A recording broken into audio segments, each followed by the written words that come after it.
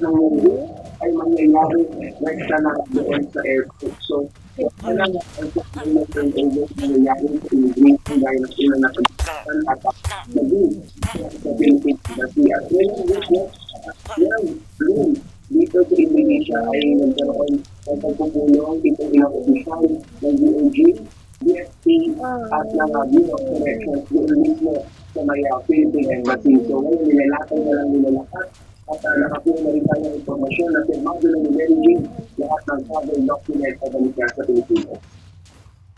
Ganyan yung sinasabi na nag-iisip para naman sila ngayon. Pero may nabanggit na ba ng laban natin yung proseso ng pag-uwi? Halimbawa, kasi gusto nito yung pwede mo silang sumalubin sa airport. Yung yung umaga ay nagkaroon tayo pinakataon na makausap ito ang Director General sa Papa ng Bureau of Corrections at kanyang sinabi malinaw na pagdating sa Pilipinas ay hindi niya maaaring salubungin ng mga panganak ni Mary Jane doon sa Mico Airport at diretso na sila doon sa correctional institution